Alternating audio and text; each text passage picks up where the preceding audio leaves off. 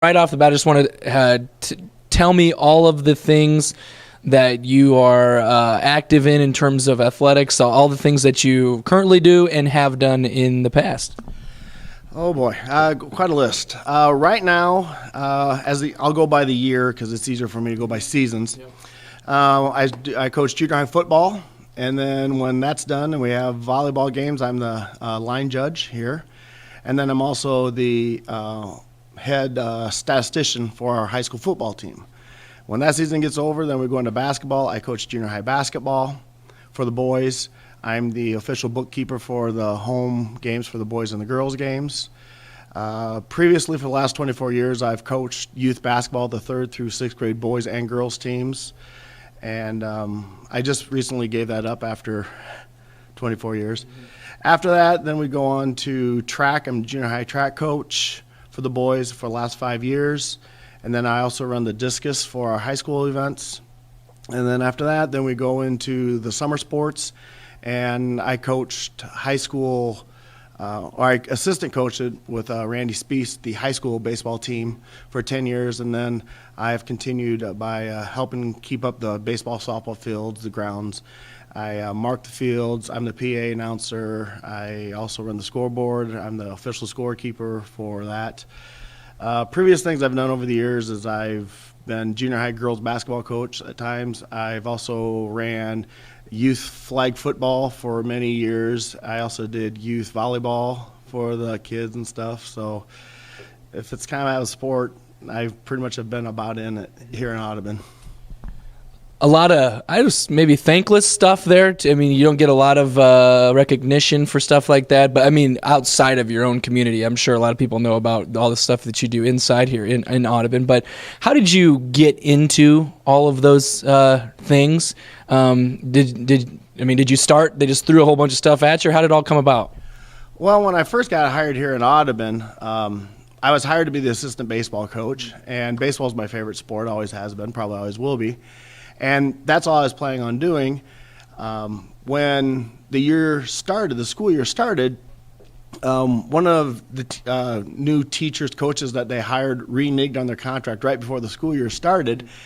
And they were supposed to coach the high school girls. And I still remember the superintendent and principal coming down to my room and like, we have an opening for girls basketball. Would you be interested? Well, I was scared to death. It's like, what are you going to say? No. So I said, yeah. And so I did that for a few years. And then from that kind of turned into working with the youth a lot more because we had to start a youth program to get really the high school going. And still to this day, Randy Speece always is like trying to find people to do line judging for volleyball. And I did it when I was a high school kid for our high school team. So it's like that was just kind of a natural thing. I love line judging. If people come to our volleyball games, they kind of know I get into it pretty much. I'm like a baseball umpire. I get down on my knees and stuff, and I really get into it. So. Awesome. Yeah. So you mentioned coming to Audubon when you first came to Audubon. Tell me, when was that? Where did you come from? I graduated from Sanborn Community School in '85, and I went to UNI, and I was going to be an accounting major, and I got to my senior year, and I said, this ain't for me. It's too stuffed shirt for me. So I went into education, and when I graduated from UNI in '91, I got the job at Audubon, and it's just worked out really well for me. So, yeah, your first teaching job has been your last one, so to speak, at this point anyway. You mentioned working with the youth. That can be, as I said, thankless, but also rewarding. Have you felt that way?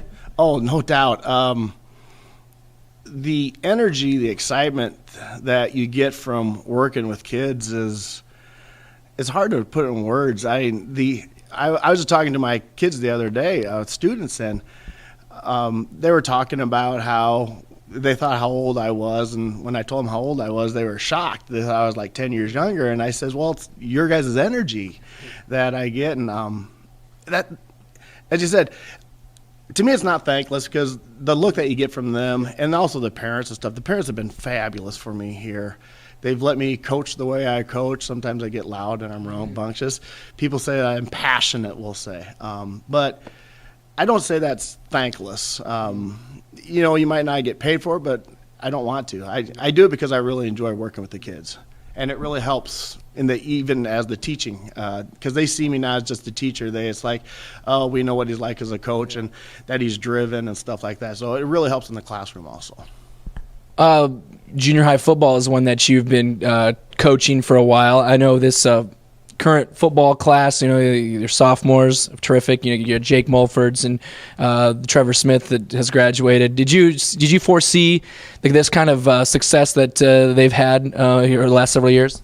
With this senior class that we had, we thought that they had potential to be pretty good. You never know exactly how things are going to turn out. So we've had kids over the years that's like, oh, they're just going to be awesome, and they don't turn quite as well as what we thought we might. But then kids that's like you didn't know for sure what was going to happen, they worked really hard and turned out to be incredible athletes. You mentioned Trevor Smith. I think everybody knew he was going to be a phenomenal athlete, and he was. Jake Mulford, there's a kid that size-wise you wouldn't say is not going to be outstanding, but I don't think anybody would work harder than that kid. I mean, we talked to our junior high kids right now about the effort that Jake puts in, and a lot of other kids that we have on our team. So you can kind of see the progress as they go through from junior high, then play maybe freshman JV and up to high school or varsity football. It's been very fun to see. Yeah, talking about football again, now the big news here in Audubon is that you're moving to 8-man. So I assume you'll start 8-man football in junior high as well? I guess that's the plan. From latest I've heard is Guthrie Center and Adair Casey both were 8-man, but now they're going together. That maybe we'll try filling our 8-man junior high JV teams with them. I think that's just in the works. I don't know for sure. But that's going to be a little bit of a change. I've been coaching with Kim Subert for, 10, 12 years for junior high, and he's a really good coach to work with, and he does a lot of coaching also, so we'll see how it goes. Okay, I was going to ask you, I mean, in terms, we don't know that you're definitely going to go 8-man, but I don't know if you've been doing any research about 8-man football or anything like that? I personally haven't. Right now I'm in the basketball mode. Sean Burks and Dustin Christian are our high school coaches. I know they've been kind of getting into it a little bit, and I'm pretty close with Sean, so I'll be picking his brain quite a bit when we get to getting to the 8-man football probably a little bit more. I got to ask you about the baseball thing. You're a big baseball fan, so I mean, obviously you're into every aspect of the game, and you do a lot of different things during games. You PA announce, you take stats, you do the scoreboard. How are you able to shuffle and juggle all those things? Oh, that's kind of interesting because when I'm gone, they're like, you do this by yourself, because usually 3 other people do it besides me. I sit up in the crow's nest, and I've got the scorebook there. I've got my computer there that has the music and the microphone, and then I've got the board there too. So it doesn't seem like nothing to me. It's no big deal. Every once in a while I'll make a little bit of mistake. Like last year we were getting ready to play the game, and I announced that let's get ready for the national anthem, and I accidentally had the song on freeze frame. So that was a new kind of joke. So every time that the national anthem gets played, you start hearing freeze frame. So, but no, it's fun. It keeps you active. Well, Sean told me you're a big Royals fan too, and I see a Royals sign there. So that's something that we both can relate to. Big Royals fans. What was this? This past season, World Series champion. It's a long time coming. Oh, boy, it's been something. Randy Spees, our AD director, and Sean Burks, they said they're both Cubs fans. And I like the Cubs, too, but Royals are my number one fan. And Randy Spees just kind of shakes his head, and he just goes, "You've seen 2 in your lifetime." He goes, and so, it's hard for them. I've been a true fan. Everybody that's been around Audubon knows that I'm not a bandwagon. I have been there through the good times and the bad times, and yeah, it's those during the World Series and the championship series and stuff. Everybody knew I probably wasn't getting a lot of sleep because, man, they played a lot of extra inning baseball games. So, and then I can't unwind. You got to watch the post game interviews and all that and replay. So you get to bed about 2, 3 o'clock in the morning. But it was wonderful. Yeah, I bought a bunch of Royals World Championship gear afterwards. So yeah. Can't stop either. I mean, I'm still buying stuff. Looking at kind of circle back a little bit. You mentioned you went to Sanborn. And originally, you were Melvin. Tell me about your high school years and athletically. I mean, you're in so many athletics involved in so many. Were you an athlete too? Yeah, I was an athlete. We were a very small school. When I was in Sanborn, I played baseball, basketball, and football. We didn't have a track team. I shouldn't say we didn't have a track team. We didn't have a track, and so the only people that went out for track were people that would run long distances because they would just go run the streets. So I didn't really consider it a track program. So I participated in all those, and just as a youth, I mean, my first town was Melvin, and that was a really small town. There was like 250, 300 people in it. And so there wasn't a lot to do. You just went down a cement slab, and everybody got together, and you played baseball or basketball or whatever it was. So it's now Hartley, Melvin, Sanborn. For those more HMS, like I said, I didn't even know the M was Melvin. That's my problem. But you end up going to UNI. You still follow UNI athletics pretty closely? Oh yeah, I still follow them. I was disappointed that they couldn't quite get the Bison, this weekend. They had a chance, but they had a good year. When they started off 0-3 in the conference, I was like, oh boy, they're going to have trouble. But they rallied back. They had a great season.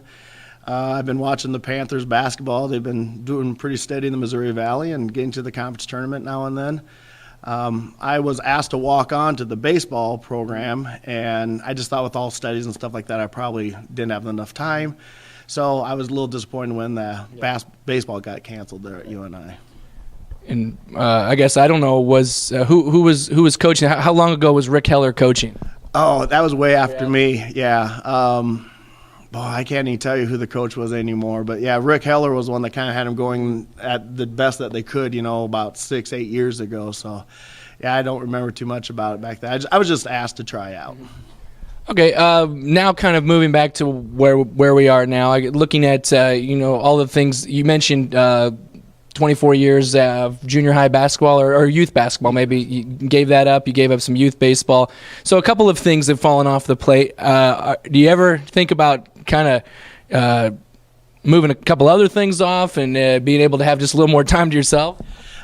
Yeah, that's definitely kind of been in the plan. Part of me is kind of worrying about taking something off because, as I said, I get so much energy from the kids that I'm afraid when I retire or give up this or give up that the battery, the energy that those guys give me, I'm afraid I'm going to just start rotting away or something. Like last week, the schedule went, I had a junior high basketball game on Monday. And then Tuesday, we hosted high school games, so I had to work both those games. Wednesday night was free. Thursday, we had another junior high basketball game, and I was at Trainer, so it was a long trip. And then Friday, we had hosted game. And so for those 5 nights, you're busy doing something. And I says, yeah, I'll be glad when the week's over, but I also would rather have that than be bored. Right. So, yeah, it seems like whenever I haven't really given anything up, but I'm sure there's something that will probably fall into place. Not that you have any time to yourself, but what do you do when you're not coaching or keeping stats or just doing your volunteer stuff? Oh boy, if on weekends it's probably watching a lot of football or basketball, whatever sport is going on there. Some of the other teachers and we paint a little bit. Okay. So during the summer we paint, and this last weekend Randy and I had a painting inside job that we did. So. I probably need to go see my family a little bit more than what I do and see some friends. But, yeah, weekend it's watch a lot of TV and, sit on the couch, I guess. Well, that works for me. You mentioned the family. You still have a lot of family up in the Northwest HMS area?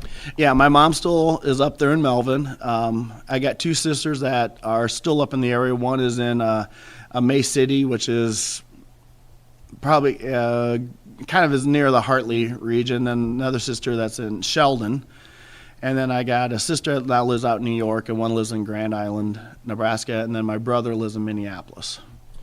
I meant to ask this to commit to Bruce Suber in my first feature, and then I asked it to Anita Martinez in my next one. So I'm going to keep asking people this. You've been here at Audubon so long. You mentioned you got family up there. Has there ever come a point in your teaching and coaching career where you were thinking about making the move, or do you think, like I said, this is your first and last job?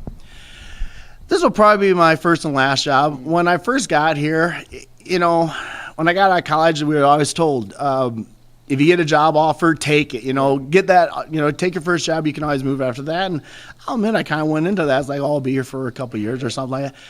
Audubon's just been really good to me. I really enjoy it. Like I said, the school, the community has been great to me. They've embraced me. I'm a bachelor, so you know everybody kind of hangs around and makes sure that I'm doing great or stuff like that. So I don't think that I'll probably be moving. I'm too old anyway to move now anyway. So it's been a great move, and I really enjoy it. Great. Steve Dvorak, I appreciate it. Thank you very much. Well, thank you very much. I appreciate all your time.